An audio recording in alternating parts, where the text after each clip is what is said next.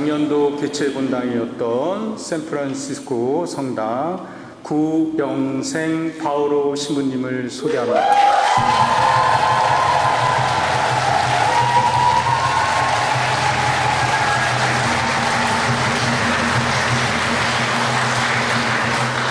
내년도 성령대 개최 본당이 될 세크라멘토 김원현 베드로 신부님을 소개합니다.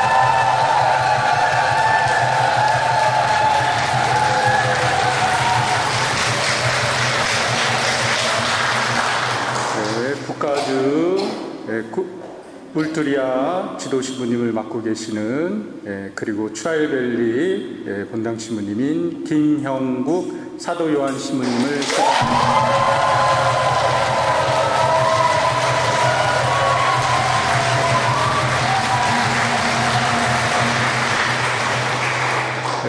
마지막으로 한 분당이 더 남았죠?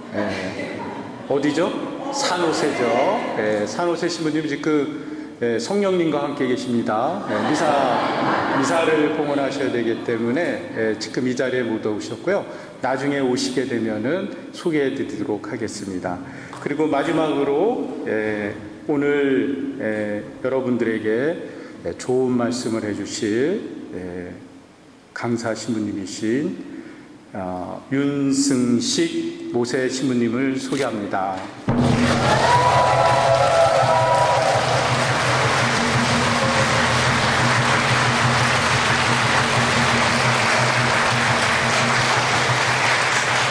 저는 오클랜드 본당 신부인 안계민 사도 신부입니다.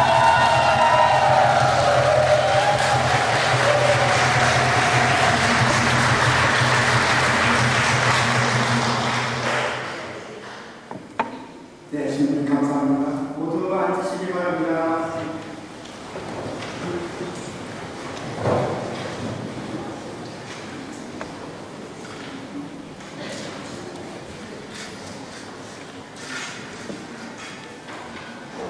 네, 오늘 제27차 북가주 성령대회를 저희 북가주 성령봉사자협의회에서 개최를 했습니다.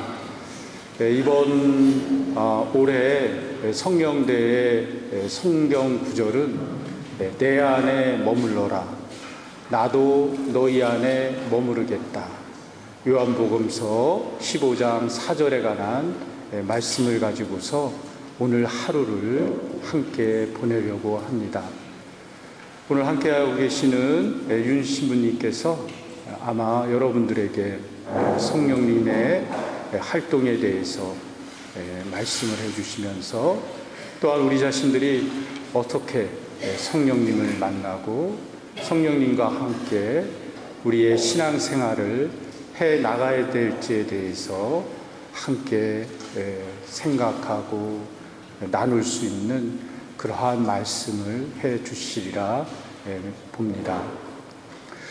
우리는 이 북가주 성령대회를 통해 가지고서 우리 자신들의 신앙생활에 대해서 다시 한번 뒤돌아보고 생각해 볼 수 있는 그런 좋은 시간을 함께 보냈으면 하는 바람이 듭니다. 그런 이야기가 있더라고요. 신앙이라는 것은 물론 우리가 다 개인적인 신앙이죠. 우리 안에 개인적으로 하느님과 친교를 맺고 그분과 교류하고 또 그분을 만남으로써 우리 자신 안에서 신앙심이 커가게 되는 것이겠죠. 근데 또 하나 우리는 개인적인 신앙 활동도 중요하지만 이렇게 모두 모여가지고서 함께 한 마음으로 한 자리에서 하느님 앞에서 특별히 성령님의 인도하심 하에서 하느님을 찬미하고 하느님께 감사를 드리고 하느님을 만나는 이 공동체적인 이러한 모임 안에서 더 많은 하느님의 은총과 또 성령님의 은사가 우리 각자에게 내리게 되는 것이죠. 이것은 초대교회 때부터 우리는 사도신경 안에서도 초대교회의 신자들 모습 안에서 그러한 모습들을 찾아볼 수가 있었습니다. 그리고 또 많은 경우에 여러분들이 성지순례를 가시잖아요. 이스라엘 성지순례나 아니면 성모님 발현 성지순례를 갈 때도 거기 보면은 많은 분들이 함께 그 자리에 모여서 무릎을 꿇고 무릎으로 계단을 올라가면서 묵주기도를 바치고 또 기도하는 그러한 모습들을 보면서 우리 자신의 마음이 어떻게 보면 신앙으로 더 활활 타오르는 그러한 순간들을 맞이하기도 합니다. 어떻게 보면 공동체가 함께 모여서 함께 한 마음으로 하느님을 향하여 기도할 때, 그럴 때 우리 안에 더 많은 은총과 은사가 내리게 되죠. 더더욱이 우리 찬미팀들이 여러분들의 마음 안에 정말 성령님의 감도하심이, 인도하심이 더욱 느낄 수 있도록 아마 찬미를 통해서 여러분들의 마음을 또한 이끌어 주실 거예요. 그래서 어떻게 보면은 이 대회를 통해서만 우리가 이러한 분위기 안에서 우리의 신앙심을 고취시키고 우리가 우리의 일상생활 안에서 우리의 삶의 터전 안에서 어떻게 신앙생활을 계속 영위해 나가야 되는지에 대해서 깊이 생각하는 시간을 갖도록 해줄 것입니다. 무엇보다도 중요한 것은 우리가 이 시간을 통해서 하느님과 함께 이 시간을 보내고 그분을 만날 수 있는 그러한 기회의 장으로 오늘 하루를 보내신다면 이 시간을 통해 가지고 또 이 시간 안에서 하느님께서 또 성령님의 은사를 통해서 우리 자신의 신앙이 조금 더 성장하고 우리의 삶 안에서 우리가 힘들고 어렵고 또 고통스러운 그러한 순간들을 이겨나갈 수 있는 힘과 지혜와 용기를 얻을 수 있으리라 생각이 듭니다. 오늘 이 자리를 위해서 준비해 주신 우리 북가주 성령 세신 봉사자 협의회 회장님, 그리고 우리 찬미팀들, 여기 그냥 쓰신 게 아니죠. 이분들이 이 자리에 쓰시기 위해서 벌써 몇 달 전부터 함께 모여서 기도 안에서 오늘 이 성령대회를 어떻게 여기 오신 신자분들과 함께 잘 보내야 될지 하느님께 기도하면서 준비하시고 또 많은 연습을 통해 가지고서 오늘 이 자리에 이곳에 서 있는 것입니다. 그래서 함께 여기 계신 모든 분들이 함께 정말 하나의 마음을 모아 가지고 오늘 이 시간을 보내고 또 이 시간 안에서 주님의 은총을 듬뿍 받고 돌아가시길 바라겠습니다. 그리고 더 나아가서는 정말 주님 안에 머무르는 그러한 시간들을 아주 푹 오늘 하루를 통해서 빠져보시길 바라겠습니다. 아무쪼록 이 자리를 준비해 주신 우리 북가주 성령세신 협의회 봉사자들과 우리 찬미팀을 위해서 격려와 감사의 박수를 한번 보내드릴까요?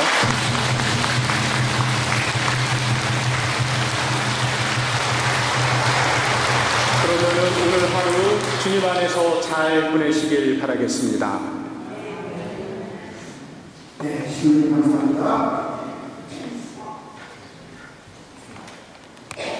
제27차 북가주 성령대회를 위해서 함께 기도해 주시고 준비해 주신 윤모세 신부님께서 우리가 다 같이 사랑하는 마음을 담아 신부님을 향해 손을 뻗고 기도해 주시기 바랍니다. 윤승식 모세 신부님이십니다.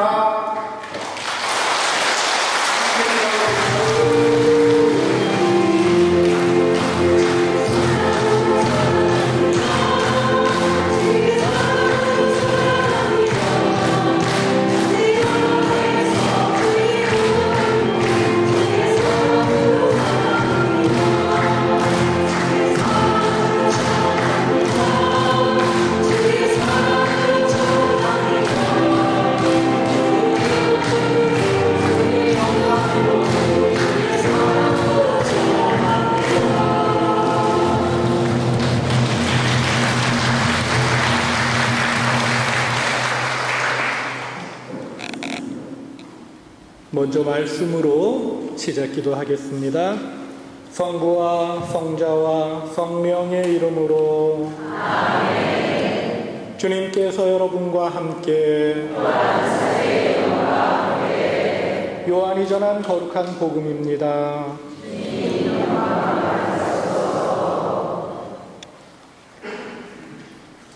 나는 참 포도나무요 나의 아버지는 농부이시다.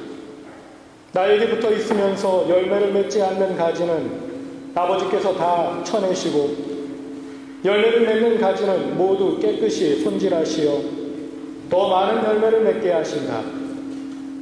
너희는 내가 너희에게 한 말로 이미 깨끗하게 되었다.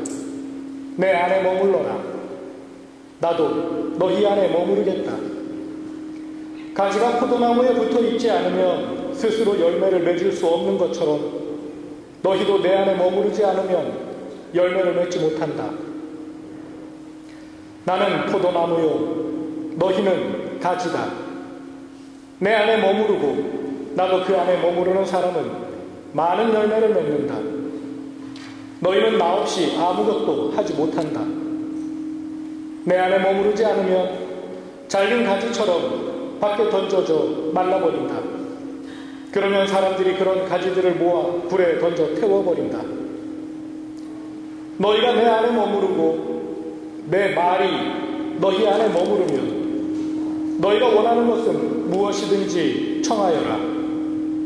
너희에게 그대로 이루어질 것이다. 너희가 많은 열매를 맺고 내 제자가 되면 그것으로 내 아버지께서 영광스럽게 되실 것이다. 아버지께서 나를 사랑하신 것처럼 나도 너희를 사랑하였다. 너희는 내 사랑 안에 머물러라. 내가 내 아버지의 계명을 지켜 그분의 사랑 안에 머무르는 것처럼 너희도 내 계명을 지키면 내 사랑 안에 머무를 것이다. 주님의 말씀입니다.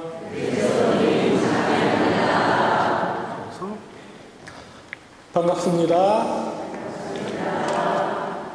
안기민 사도 요한 신부님에게 소개받은 윤승식 모세 신부입니다. 팜플렛 인사말에도 썼듯이 저는 부산 교구에서 교포사목으로 나왔습니다.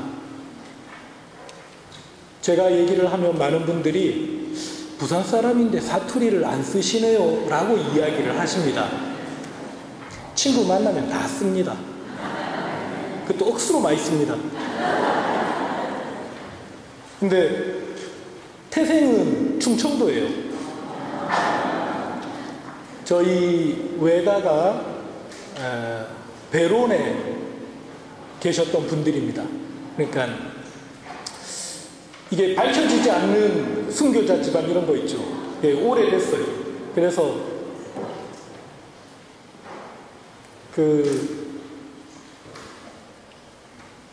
김범우 집에 형사들이 뛰어들었을 때 일사추조 적발 사건이라고 하는 그때쯤 서울에서 벼슬 하시던 분들이었는데 청주로 내려가십니다. 네, 외할아버지의 4대조, 5대조니까 그분들 묘가 천주교인들하고 같이 이렇게 묻혀져 있어요. 그래서 이분들이 아마 그때 신앙생활 하다가 벼슬 놓고 여기로 오셨나 보다 추정만 하는 겁니다. 그러다가 이제 할아버지의 할아버지 때에 베론에서 공수회장을 하셨어요. 할아버지의 할아버지가. 그러니까 그때는 교우촌이었었죠. 그리고 조금 박해가 있었을 때였습니다. 박해는 거의 끝나갈 무렵. 그리고 이제 박해가 다 끝나고 나서 저희 외할아버지의 아버지께서 이제 박해도 안 하는데 애들을 전부 다 베론에나만 놔두니까 공부를 못 하는 거예요. 그리고 세상 알 기회도 없고 그래서 보냅니다. 베론 밖으로. 어디로 갔냐니까 장후원, 감곡이라고 얘기를 하죠. 매개성당이 있는 장후원에서 쭉 크십니다. 크시다가 6.25 전쟁을 저희 외할아버지가 경찰 군인으로 맞이하게 돼요. 그러시면서 전쟁에서 총을 맞으십니다. 복부, 허벅지, 팔뚝, 그리고 손가락 하나 끊어지시고 상위용사가 되셨어요. 상위용사가 되고 나서 더 이상 경찰이나 또 군인 일을 하실 수가 없게 되어서 그때부터 신앙생활을 외국 신부님과 함께 선교사 활동으로 하십니다. 그래서 이원 공소, 지금은 성당이 됐더라고요. 그 키우고, 그리고 이제 옥천에서 신앙생활 하시면서 본당 회장도 하시고, 올해 5월 18일에 돌아가셨습니다. 99. 한 해만 더 사시면 백수 되시는 건데, 다행히 그때 제가 치과 임플란트 한다고 한국에 잠깐 나가 있었어요. 딱 비행기 타고 돌아오는 날이었는데 현충원에 안장되기 때문에 새벽에 장례미사를 해야 된다고 하더라고요. 저는 저녁 비행기였는데 다행히 장례미사를 제가 하고 올 수 있게 되었었습니다. 이 시간들이 맞아 들어가는 게 저도 좀 놀라웠었고, 만약에 우리가 기적을 또 다른 이름으로 타이밍이라고 부를 수 있다면은 이건 하느님께서 보여주시는 기적이다라는 생각이 들었어요. 7남매 두셨는데 저희 어머니가 장녀입니다. 그래서 어머니와 함께 저도 어려서부터 신앙생활을 했습니다. 호적에 생일이 기록된 것보다 옥천 성당에 제 세례가 더 빠르게 되어 있어요. 난지 3일 만에 세례를 받았고 호적은 석 달 뒤에 올라갑니다. 그래서 어려서부터 이제 충청도 이 터울 안에서 방학만 되면은 할아버지는 보은에 계셨거든요. 그리고 외할아버지는 옥천에 계시고 올라가면서 이제 그 충청도 말을 하다가 울산으로, 저는 큰 데가 울산입니다. 울산으로 내려면 또 경상도 말을 하고 그러다 보니까 좀 적응을 잘하는 말이 됐습니다. 그래서 이런 데서 얘기할 때는 그냥 표준어로 하고 부산 친구들 만나면은 왔나? 이러면서 사투리하고 그렇게 됐습니다.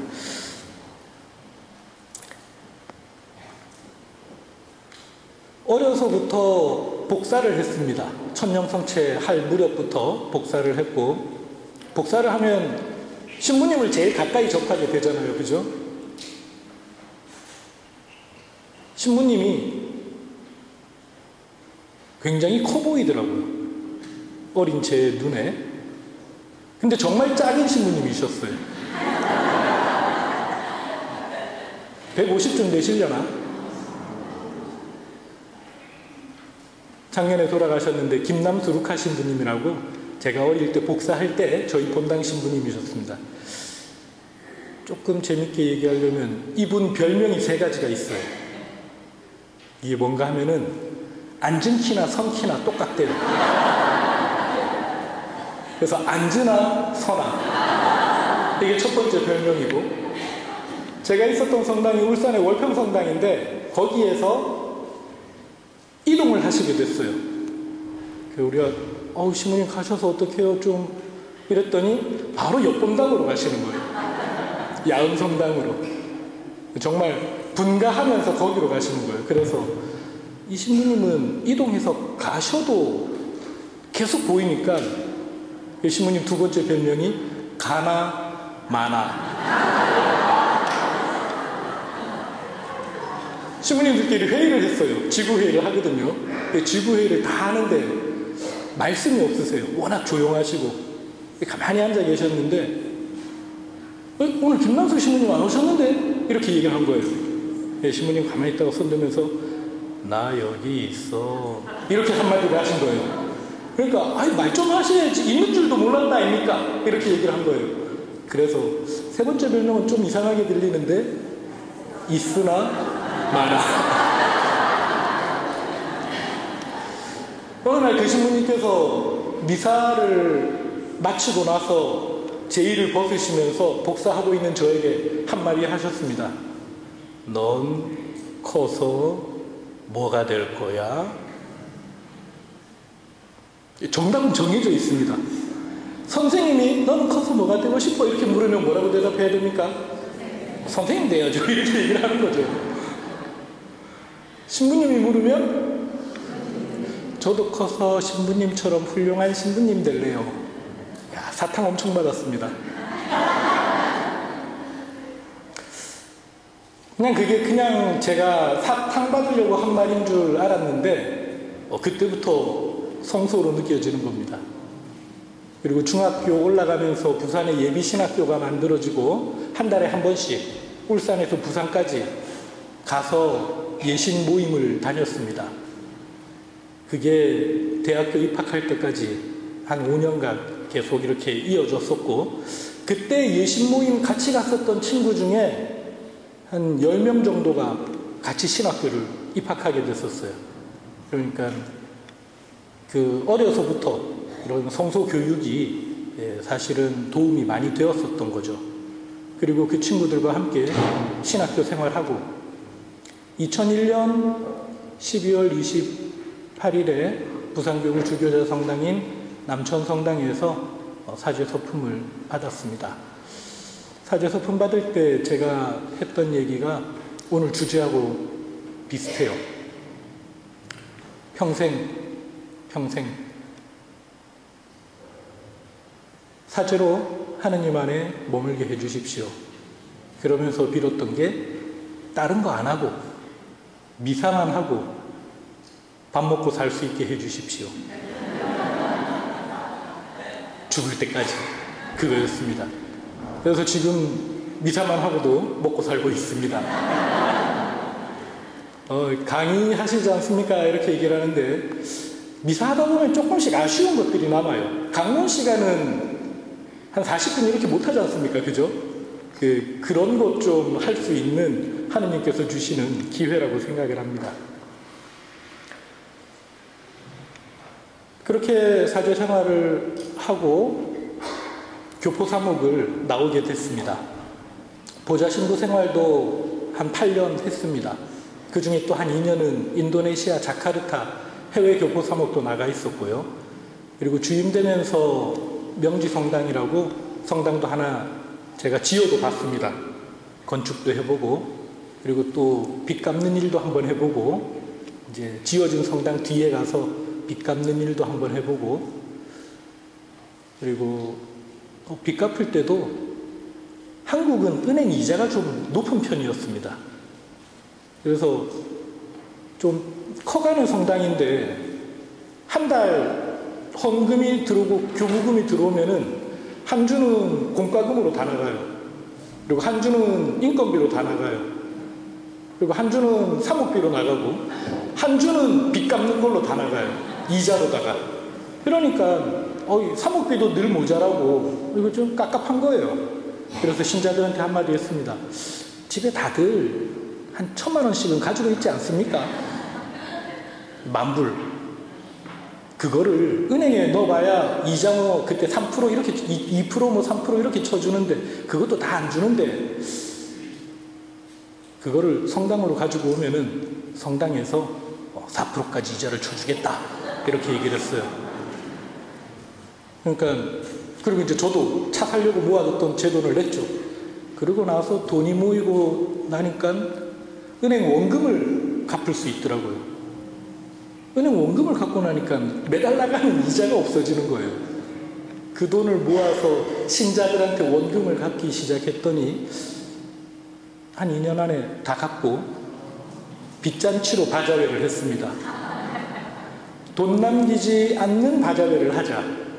그래서 8,000원에 떼와가지고 8,500원에 팔고 뭐 이런 식으로 해가지고 바자회를 했는데 역시 하느님께서는 그래도 남게 해주시더라고요. 그래서 본당 신자들과 동네 사람들이 한번 잔치하면서 바자회하고 그리고 협력사목 필요하다고 해서 그것도 한번 해보고요. 그랬는데 주교님께서 사무처장 신부님 통해서 교포 사목 한번 나가라. 제가 그랬죠. 교포 사목 저 한번 갔다 왔는데요. 어디? 자카르타 다녀왔습니다. 이랬더니 야 그건 보자 때가 한 거잖아. 그건 안 돼. 다시 가라. 그래서 LA 토렌스, 그러니까 산페드로 대리부입니다. 거기 LA 남부에 토렌스에 백삼위 한인 성당이 있어서 거기 주임 신부로 갔습니다. 제가 왔을 때가 2020년 10월이었는데 한참 팬데믹이었어요.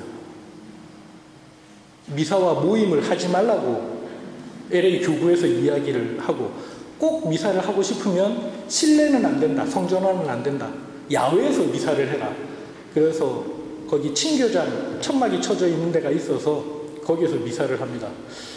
근데 토렌스도 저녁 되면 춥더라고요. 그래서 낮에 미사를 하니까 일하시는 분들 못 나오시고, 그래서 한 10명, 20명 이런 정도, 그것도 거리 다 띄워가지고 그렇게 미사를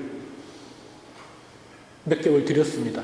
한 6, 7개월 그렇게 미사를 드리고, 그리고 나서 그 다음 해 21년 6월부터 LA에서 성당 안에서 미사 드릴 수 있게 이렇게 다 바뀝니다. 그리고 나서 한 1년 정말 토렌스 백삼위 성당에서 사목을 했습니다. 본당에 부재가 있어서 첫 미사까지도 하고 그랬는데, LA는 상황이 조금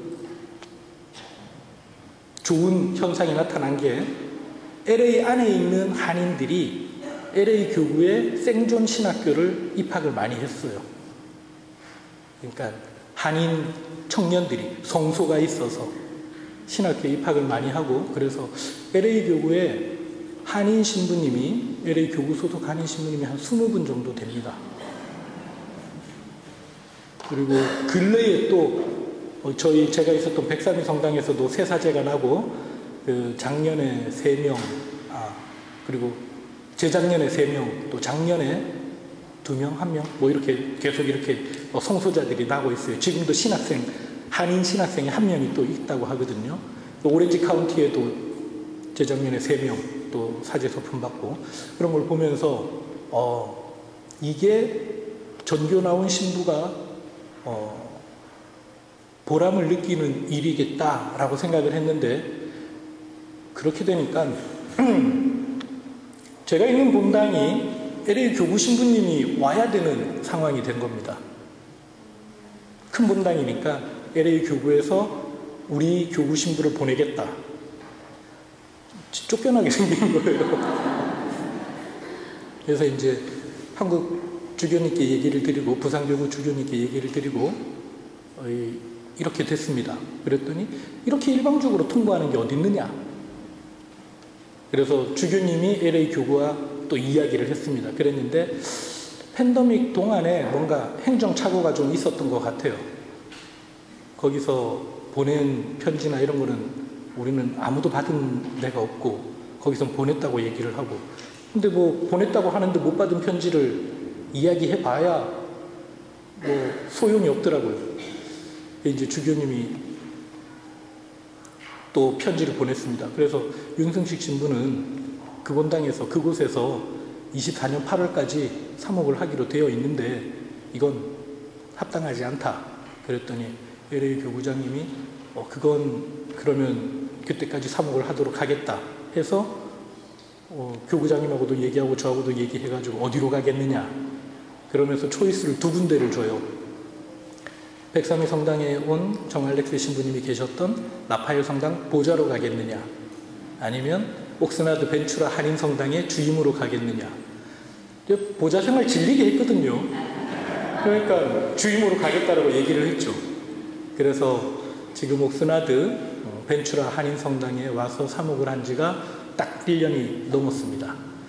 저희 본당은 크지 않습니다. 신자 한 40명 정도, 그리고 공소 한 10명, 6명, 7명, 10명 뭐 그 정도 해서 신자들 다 해서 한 50명 정도. 이게 팬데믹 때 많이 줄어들었고 느는 거는 또 한참 걸리더라고요. 그래서 큰 본당은 회복하는데 시간이 그렇게 많이 안 걸리는데 작은 본당은 회복하는데 시간이 좀 많이 걸리고 있습니다. 그래서 그냥 고만고만하게 이렇게 사목을 지금 하고 있습니다. 오늘 강의를 4개를 제가 강의를 4개를 하도록 요청을 받았는데, 첫 번째가 내 안에 머물러라 일치입니다. 거기는 안 적혀 있을 겁니다. 일치입니다. 그리고 두 번째 강의가 내 안에 머물러라 예수님 안에 머무는 방법입니다. 그리고 세 번째 강의가 내 안에 머물러라 말씀 듣기입니다. 그리고 네 번째가 미사 때 아니면 성체 현실 때 잠깐 이야기하게 되는 부분인데, 교회와 성사 안에 머무는 방법입니다.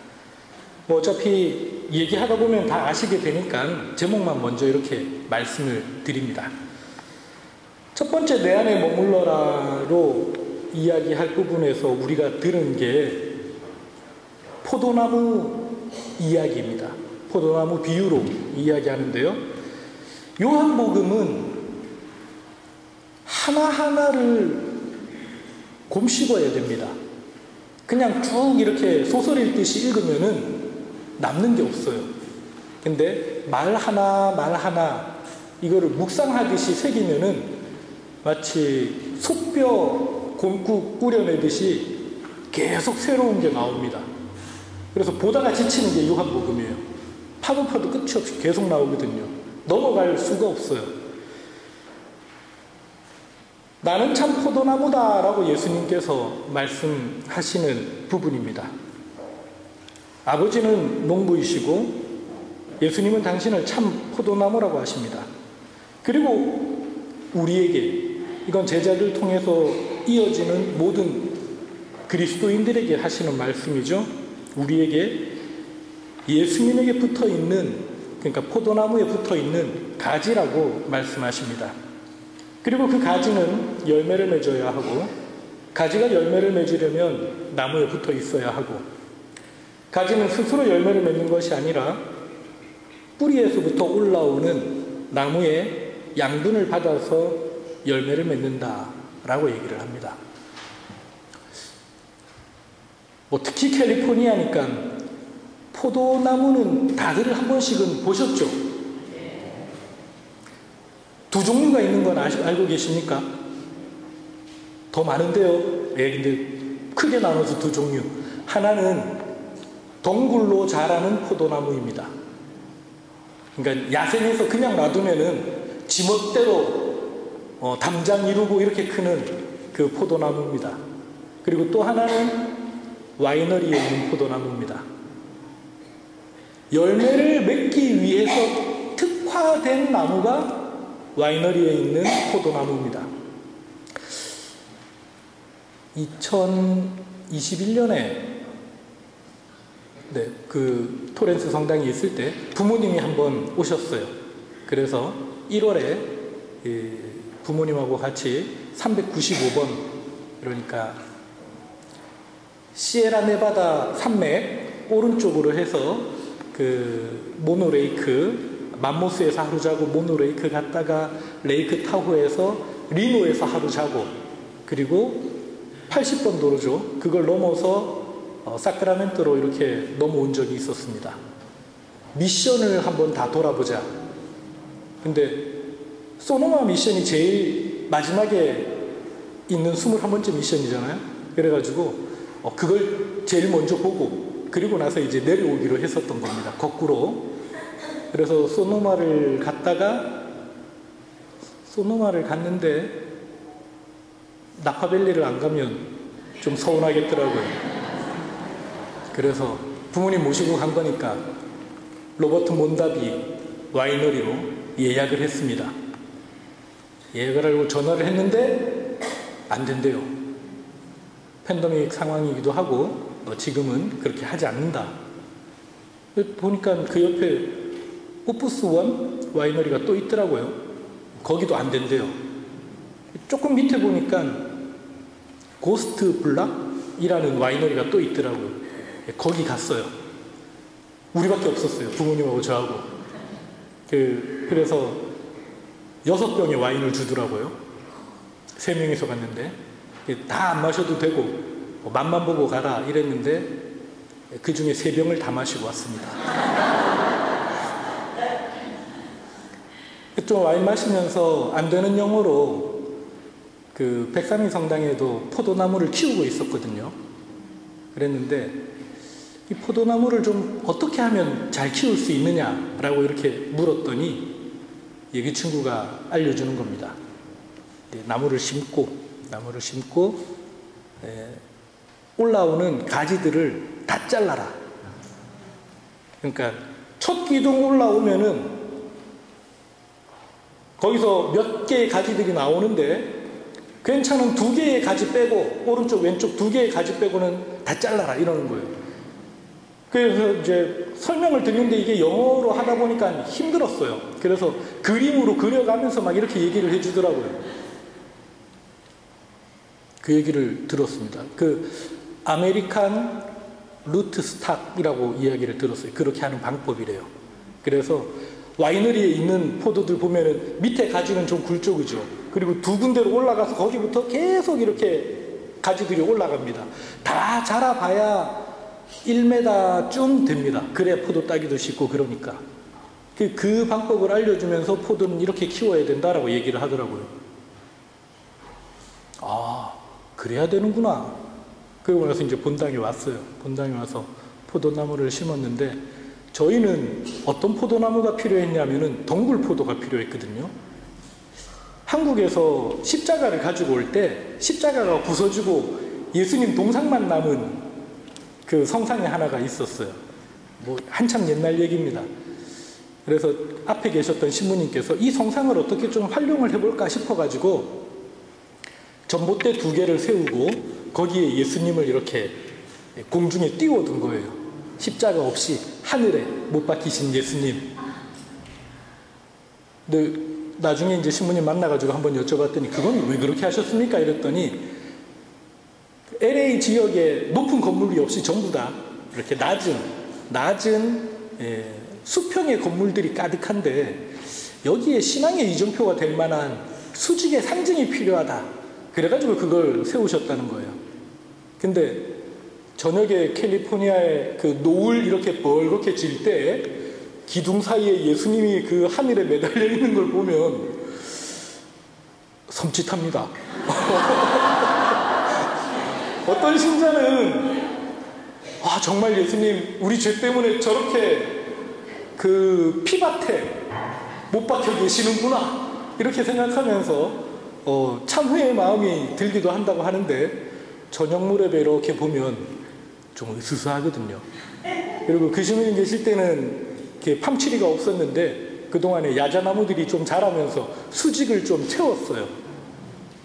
저걸 어떻게 좀 보기 좋게 할 수 있는 방법이 뭘까 생각을 해가지고 그 밑을 예수님을 공중에 띄운 게 아니고 포도나무로 가득 채워가지고 예수님이 거기에 서 계시는 것처럼 만들어 드리면 좋겠다. 그래가지고 포도나무를 심었는데 그걸 가지치기를 했더니 위로 안 자라고 망한 농사가 되어버린 겁니다. 제가 떠나오고 나서는 어떻게 됐는지 모르겠는데 물도 많이 주고 막 그러는데 솔직히 포도나무 키우기가 쉽지만은 않더라고요. 제가 가는 공소가 있습니다. 산타마리아 공소라고 옥스나드에서 한 96마일 1시간 40분에서 한 2시간 정도 차 몰고 주일 저녁마다 올라가는데 거기로 올라가면서 동네를 여러 개 거치는데 그 기억나는 동네 2개를 거치는데 카추마 레이크를 제가 건너서 갑니다. 154번이. 올해 비가 많이 왔잖아요. 그죠? 카추마 레이크에 물이 가득 차고 전부 다 초록색으로 바뀌고 그래서 공소 갈 때 정말 피크닉 가는 기분이었어요. 너무 행복한 마음으로 이렇게 공소를 다닐 수 있게 됐는데 로스 알라모스라고 거기 가는 길에 보면은 와이너리들이 가득합니다. 남부 캘리포니아에도 와인을 많이 키우고 있습니다. 그래서 거기도 와인이 가득하고 또 산타마리아 다 가서 그 알라모라고 하는 데가 있는데 거기도 거기는 최근에 계속 와인밭이 늘어나고 있어요. 그래서 이런 언덕을 갈아엎습니다. 갈아엎고 그리고 말뚝 같은 거를 이렇게 세우더라고요. 촘촘히. 제가 매주 다니니까 매주 무슨 일을 하는지 하나씩 보게 되는 겁니다. 말뚝 같은 거를 하나씩 세우더라고요. 그리고 검정색 호스를 연결을 다 하더라고요. 그리고 포도나무를 심는 겁니다. 그리고 묶어두더라고요.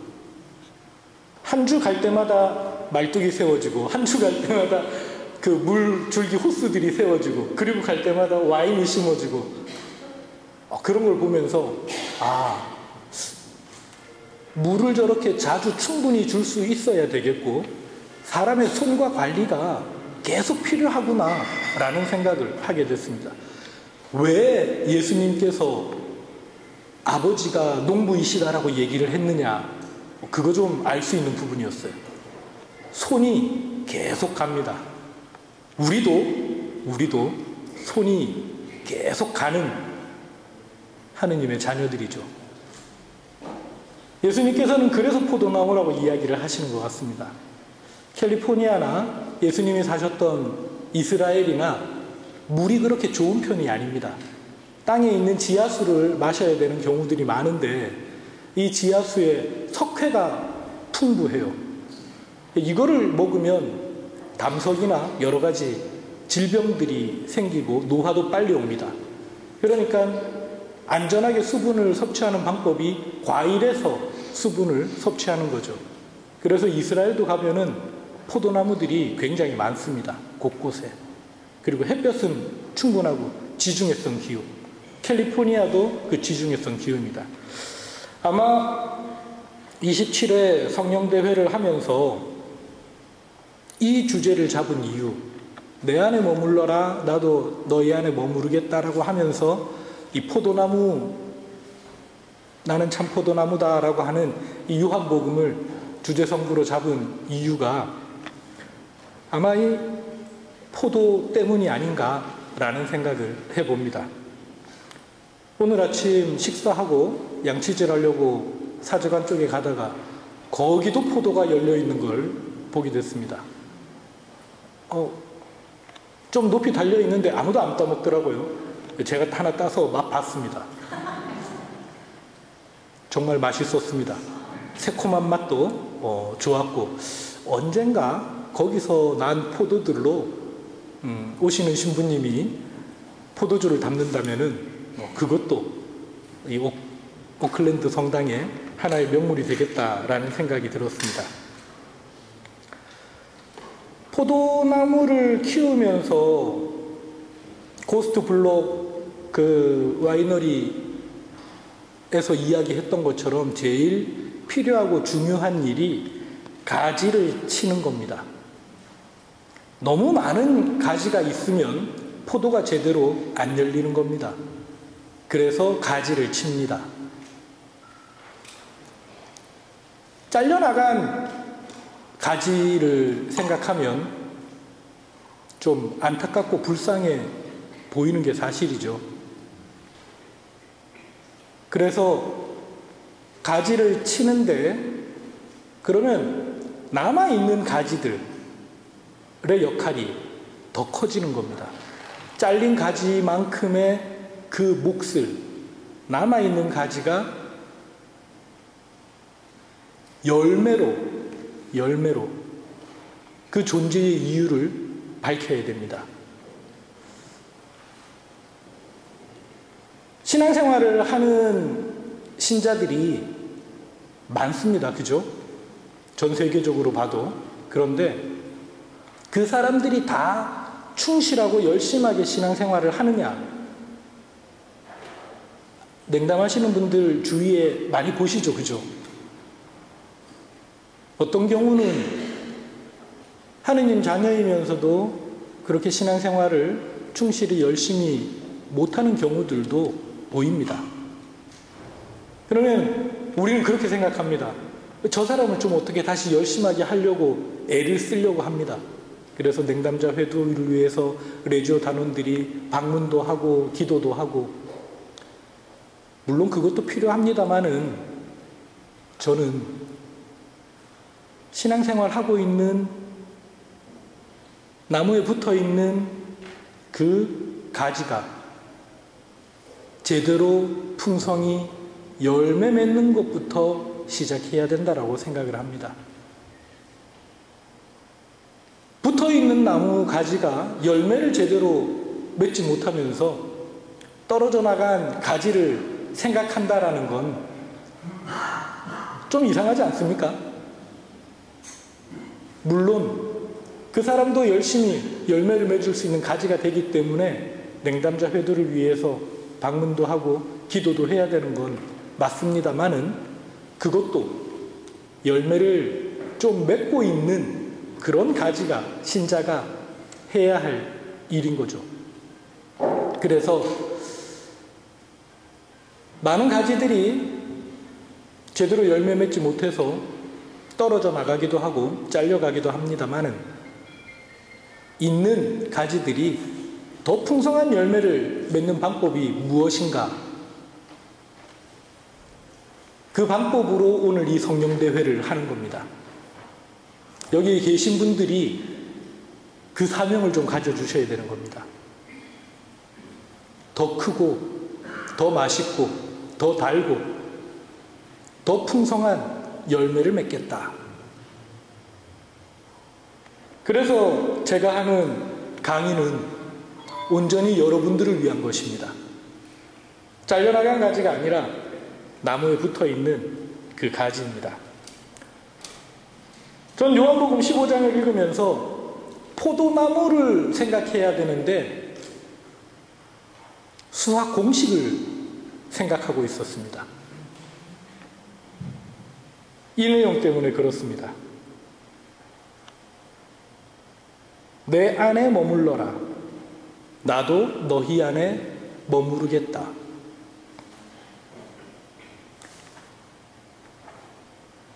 고등학교 때 수학 하면은 여러분들은 뭐 보셨어요? 책을.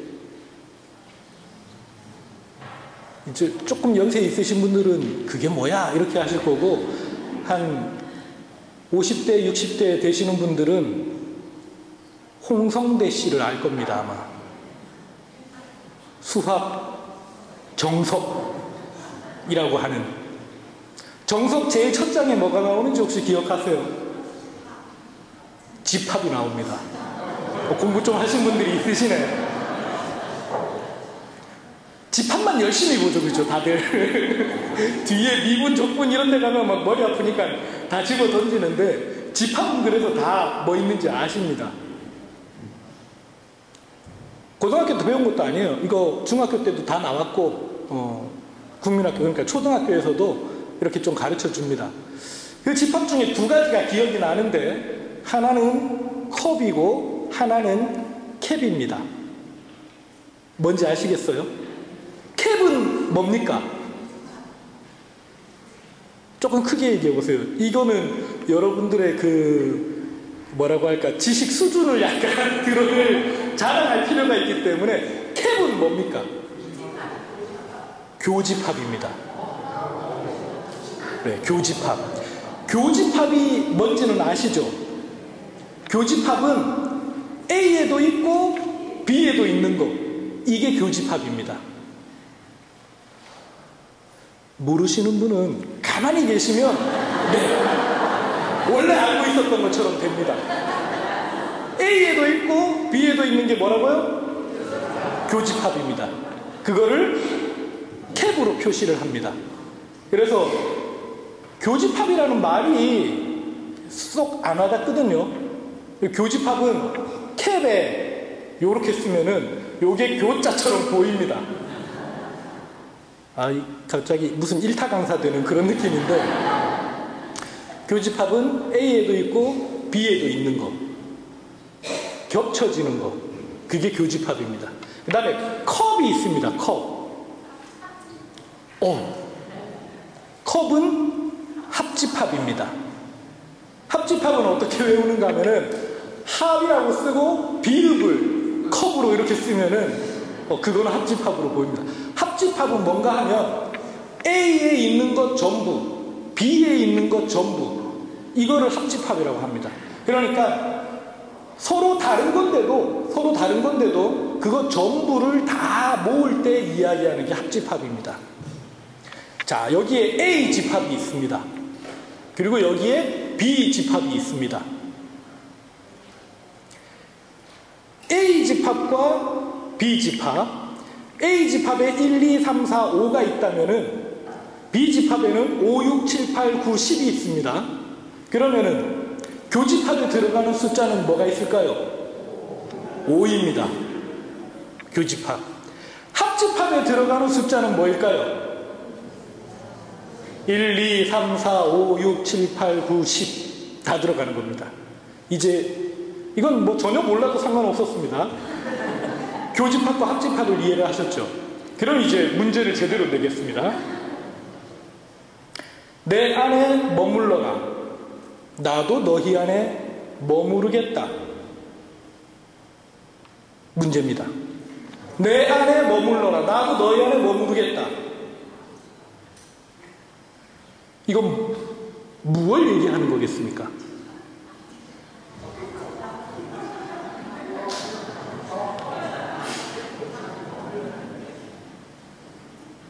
곰곰이 생각해 보세요.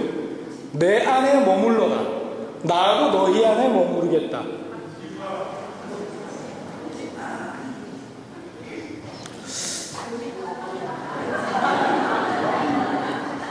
이제 솔직해집시다.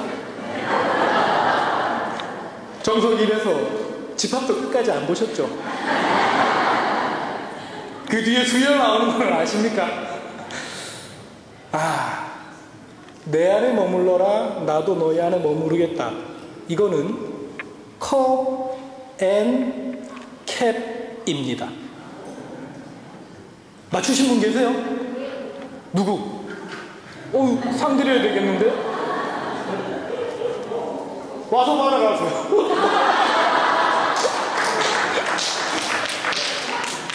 나중에 상 드리겠습니다. 컵 앤 캡. 이건 무슨 얘기인가 하면 A, B가 어떻다?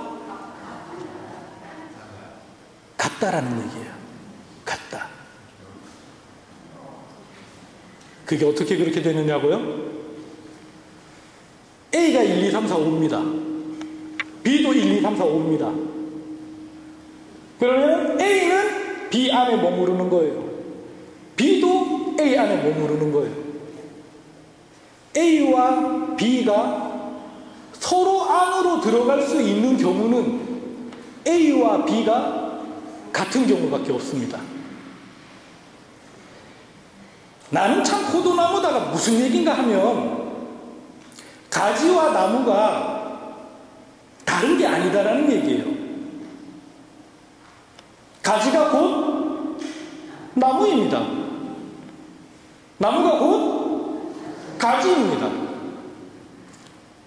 우리가 그 나무를 보고 나무의 뿌리다, 나무의 가지다, 나무의 껍데기다, 나무의 잎이다, 나무에서 핀 꽃이다, 나무에서 맺은 열매다 라고 얘기하지만 그게 뭐예요? 전부 다? 나무입니다. 그리고 그 나무를 이루는 꽃과 열매와 잎과 가지가 다 또 뭐예요? 나무입니다. 예수님께서는 나는 포도나무요 라고 얘기를 하셨습니다. 참 포도나무다 내가. 그러면 그 포도나무는 뭘로 이루어져 있어요? 뿌리와 줄기와 잎과 가지와 다 그렇게 이루어져 있는 거예요. 교회를 보면 알게 됩니다. 누구는 뿌리의 역할을 해요. 저는 그 뿌리의 역할을 하는 게 신학교라고 생각합니다. 그리고 공부하는 신부님들. 잘 안 드러나시죠? 그죠? 신학교에서 무슨 일이 일어나는지 잘 모르시죠? 그죠? 안 보입니다.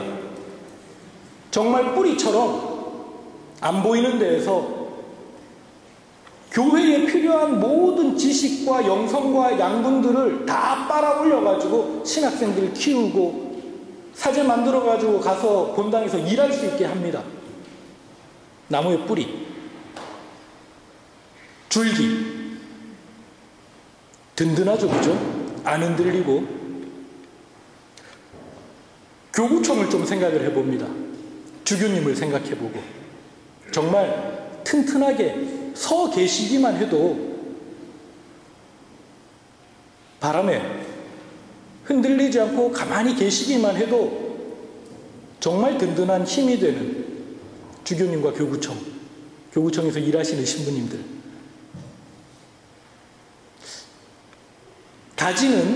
가지는 본당으로 생각을 합니다. 브런치라고 하죠. 지점들이라고 얘기를 하죠. 그죠? 본당도 페리시가 그런 역할들을 합니다. 그래서 이 가지가 신자들이 모여서 신앙생활을 하고 있는 그 지역에, 그 지점에 줄기인 나무에 붙어서 열매를 맺고 꽃을 피우고 잎을 우렁우렁하게 맺히게 하는 본당의 역할들을 가지로 봅니다.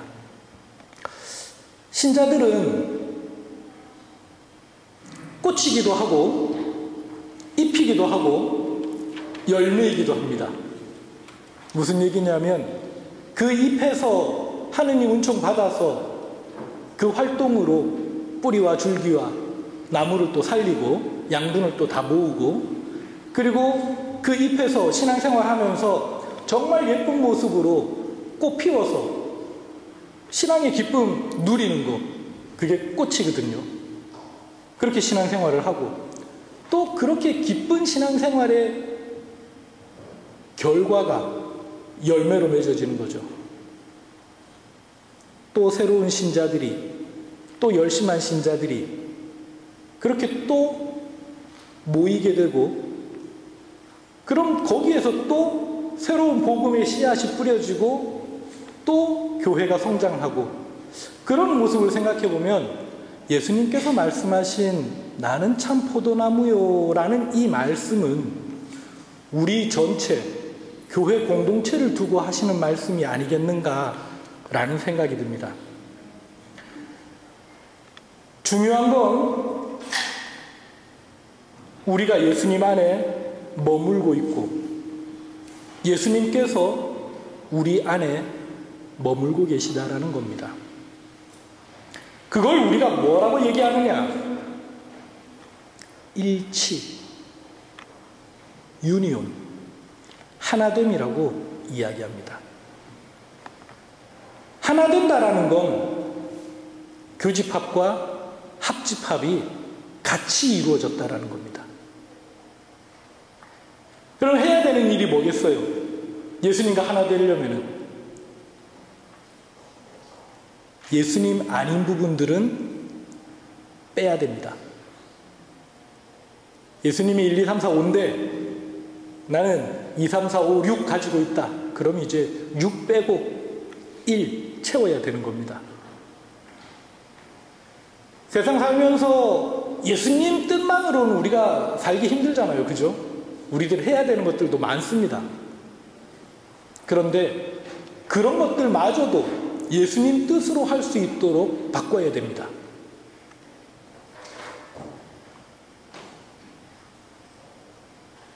예수님 안에 온전히 머무르기 위해서 신앙생활을 하는 겁니다.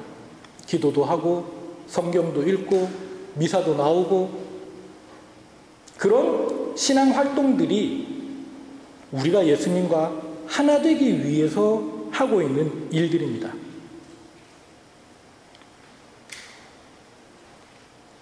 일치를 이루는데 가장 필요한 것이 있습니다. 그게 뭘까요? 일치는 사랑으로 가능해집니다. 예수님이 우리를 사랑하지 않으시면 우리와 하나 될 수가 없습니다. 우리가 예수님을 사랑하지 않으면 예수님과 하나 될 수 없습니다. 장가를 아직 못 갔습니다. 그래서 이런 얘기 하면은 비웃으시는 분들이 있을 수도 있는데, 결혼 생활에 대해서 진지하게 생각하시면서 한번 들어보시면요, 아내를 사랑하지 않으면 결혼할 수 없습니다. 남편을 사랑하지 않으면 결혼할 수 없습니다. 남자와 여자가 서로 사랑하지 않으면 하나가 될 수 없습니다. 인정하실렵니까? 결혼하셔서 가정 꾸리고 사시는 분들, 여러분들이 왜 이 가정을, 왜 이 결혼을 했느냐? 본질을 생각하셔야 돼요. 뭐 때문에 결혼하신 거예요? 의무감으로라도 좀 대답하십시오. 뭐 때문에 결혼하신 거예요? 사랑해서 결혼한 겁니다. 왜 뒤늦게 웃으세요? 안 사랑하는데 결혼하셨어요? 사랑하는데 결혼하는 거죠. 근데 살다가 보니까 내가 사랑했던 모습은 점점 없어지는 거야. 안 사랑하는 모습만 많아지는 거야. 합집합이어야 되는데 교집합은 점점 없어지고 A와 B가 딸인 것처럼 1, 2, 3, 4, 5, 6, 7, 8, 9, 10 이렇게 딸인 것처럼 보이기 시작하니까 우리 이제 안 사랑하는가 보다 이렇게 생각을 하는 거예요. 같은 걸 찾아야 돼요. 아내와 남편이 어떻게 같은지, 어떻게 서로 사랑하는지, 그렇게 서로 사랑할 때 일심, 한 마음이 되고 동체, 같은 몸이 되는 겁니다. 지는 지고 내는 내는데 뭔 같은 몸입니까? 한 입을 누웠어도 지 생각 다르고 내 생각 다른데 뭐가 한 마음입니까? 그렇게 되면 집이 점점 들어가기 힘든 그런 공간이 되는 거죠. 그리고 장로님들이 계십니다. 왜? 사랑하는 애들이 있으니까. 생각해 보십시오. A라는 집합에서 B라는 집합이 교집합입니다. A, B 교집합에서 나오는 게 C라고 얘기를 한다면은 C는 누구를 닮았겠습니까? A도 닮았고 B도 닮았죠. 점점 멀어져 가지고 A와 B가 원래는 이랬는데 점점 멀어져 가지고 이만큼 떨어져 가지고 같은 거라고는 딱 하나밖에 없을 때 C라고 하는 이 집합은 여기에도 이만큼, 여기에도 이만큼. 그럼 누구를 사랑하겠어요? B를 사랑하겠습니까? C를 사랑하겠습니까? C가 더 사랑스럽죠. 왜? 내 몫이 나와 같은 부분이 더 많은데. 이해되셨죠? 뭐 1, 2, 3, 4, 5 이렇게 안 해도 되겠죠, 그죠? 네. 수학적으로 당연한 결과입니다. 사랑해야 일치가 됩니다. 이건 시간을 제가 지금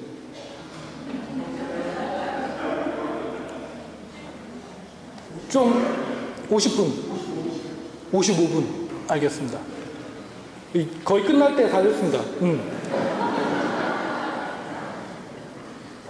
근데 이게 한 10분짜리 이야기라서 다음 시간에 할까 지금 할까 하는데 지금 하는 게 낫겠습니다. 사랑해야 일치한다. 그냥 쉬운 얘기인 것 같은데 이건 신비입니다. 신비. 어떻게 사랑해서 하나가 되느냐? 분명히 여러분들도 아실 거예요. A와 B는 이름이 다른 것처럼 다른 존재라는 걸. 그런데 A와 B가 서로 사랑한다면은 그게 하나가 되느냐? 아니라는 거죠. A는 A고 B는 B예요. 그래도 수학적으로 분명하게 그렇게 얘기를 해요. 합집합, N 교집합이라고 얘기해도 A는 A고 B는 B라고 얘기를 해요. 그러나 A와 B가 같다라고 얘기를 하는 거죠. 하나다라고 얘기를 하는 거죠. 이해가 잘 안 되시죠? 안 되는 게 맞아요. 왜? 신비라서 그래요. 사랑의 신비. 언뜻 알아듣기 힘들지만 요한복음처럼 곰 씹으면 곰 씹을수록 맞는 얘기입니다. 삼위일체라고 얘기합니다. 삼위일체. 하느님이 성부, 성자, 성령 세 위격으로 계신다는 얘기예요. A, B, C 다르다라는 얘기예요. 일체. A는 B와 컵 앤 캡, AB는 C와 컵 앤 캡. 교집합이면서 합집합이다라는 얘기예요. A와 B와 C가, AB가 서로 그렇고 BC가 서로 그렇고 AC가 서로 그렇고, CA가 서로 그렇고, AC 하니까 이상하네. 성부, 성자, 성령께서 서로 다르신데 같다라는 얘기예요. 하나라는 얘기예요. 이해가 안 되는 게 당연하죠. 그럴 수가 없으니까. 근데 어떻게 그렇다? 사랑해서 그렇다. 성부, 창조주이신 아버지께서 당신 성자, 사랑이 되신 구세주 예수 그리스도를 사랑하시고 성자 예수 그리스도께서 또 그 사랑 그대로 아버지를 사랑하시고, 그래서 예수님이 뭐라고 하세요? 아버지와 나는 하나이다. 컵 앤 캡. 아버지와 나는 하나이다. 그냥 쉽게 하는 얘기가 아닙니다. 끝까지 진짜로 사랑해야 하는 얘기입니다. 성령 협조자로 보내주시는 약속합니다. 성령도 하나이십니다. 아예 창세기 보시면 창세기 1장에 삼위일체가 다 나와요. 한 처음에 누가? 하느님께서, 한 분이신 하느님께서 세상을 만드실 때 세상은 심연에 갇혀 있었고 하느님의 영이 그 어둠을 감싸고 있었다라고 얘기를 해요. 읽어야 되겠네요.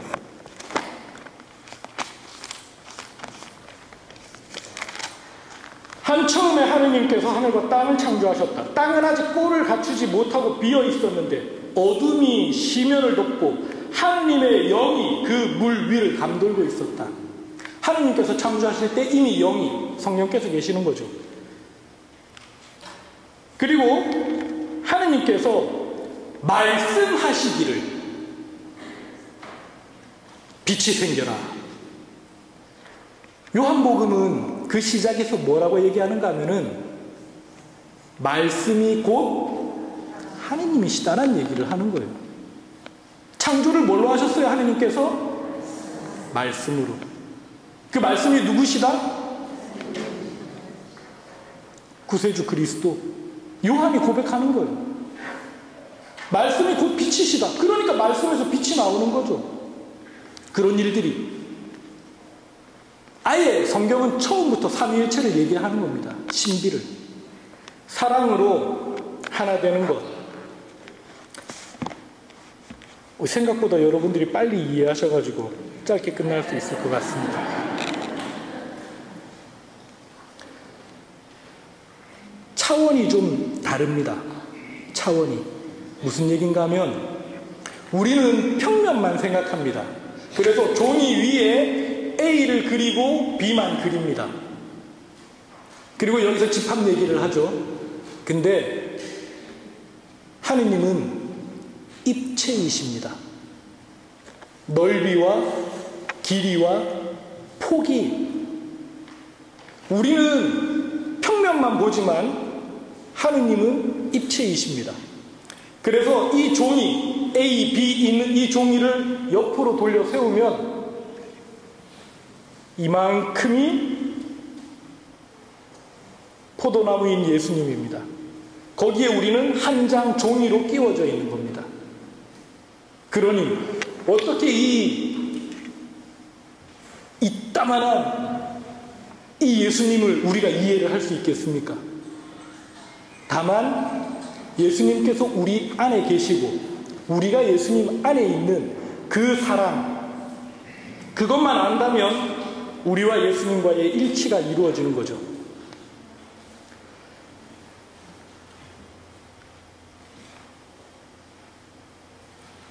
성부, 성자, 성령께서 세 위격이시면서 이 세 위격이 온전히 하나로 계십니다. 평면을 이해하는 우리에게는 입체로 계시는 하느님의 모습이기 때문에 선뜻 받아들이기 힘들 수 있습니다. 그래서 신비라고 이야기하는 거고요. 그러면서 예수님께서는 우리와 똑같은 사람이 되셨습니다. 우리와 하나 되기 위해서, 우리와 일치하기 위해서. 성부, 성자, 성령, 삼위일체의 사랑이 예수님의 육화강생으로, 예수님이 사람 되심으로 우리에게도 전해집니다. 삼위일체의 사랑에 예수님을 통해 우리가 초대되는 거죠.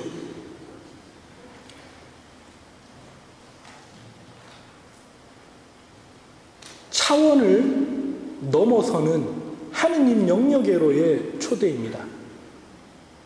우리는 평면이지만 예수님에게는 입체입니다. 우리는 예수님을 그냥 하나의 동그라미로 보지만 예수님은 공처럼 둥근 구형입니다.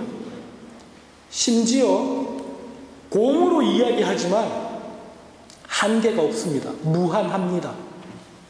이미 우리 생각을 벗어나고 넘어서는 거죠. 우리와 예수님과의 일치, 그건 공처럼 둥글고 한계가 없는 예수님 안에 우리의 인간성이 한 줄, 한 장 종이처럼 들어가는 겁니다. 그래서 우리는 예수님 안에, 예수님의 사랑 안에, 그 크시고 넓은 사랑 안에 포함되면서 예수님과 하나가 되고, 비록 한 장짜리 평면의 종이 같은 우리이지만 우리의 온 마음이 예수님 안에 잠기고 담기게 되면서 예수님과 하나가 되는 것입니다. 분명 예수님은 하느님의 아드님이시고 우리와는 다르십니다.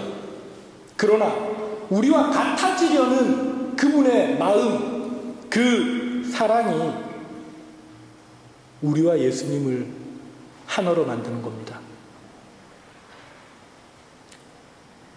그 합집합과 교집합이 함께 이루어지는 삼위일체의 신비 속에 우리가 초대된 것입니다. 우리가 하느님의 자녀가 되는 그 신비가 이루어지는 거죠. 삼위일체의 신비는 이렇게 이루어집니다. 성부, 성자, 성령 세 집합이 서로 공통된 부분에서 완전하게 하나가 됩니다. 그러나 보는 방향에서 이곳은 창조주이신 성부, 또 보는 방향에서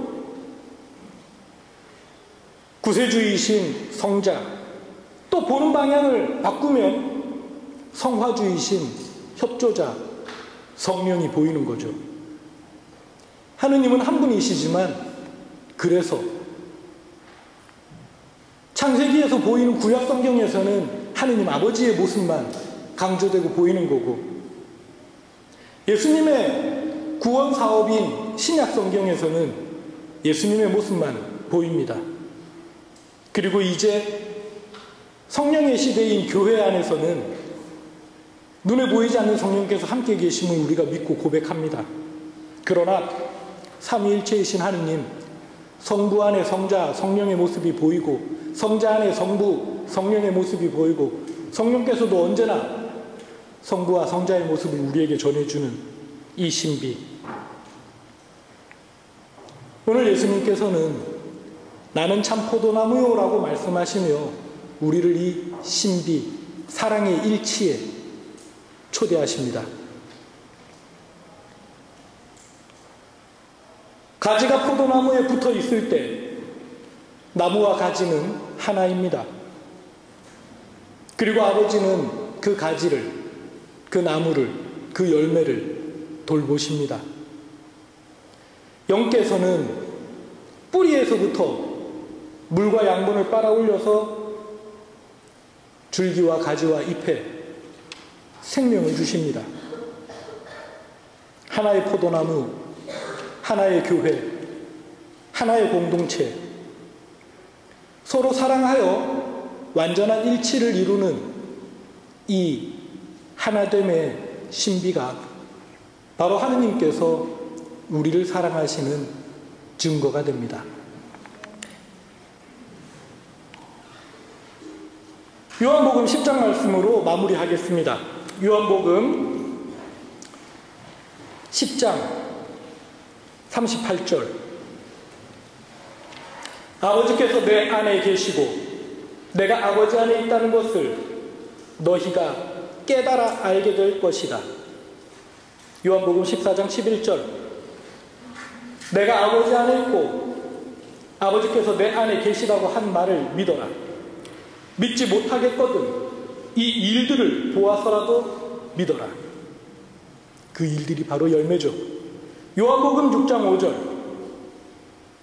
내 살을 먹고 내 피를 마시는 사람은 내 안에 머무르고 나도 그 사람 안에 머무른다. 아멘.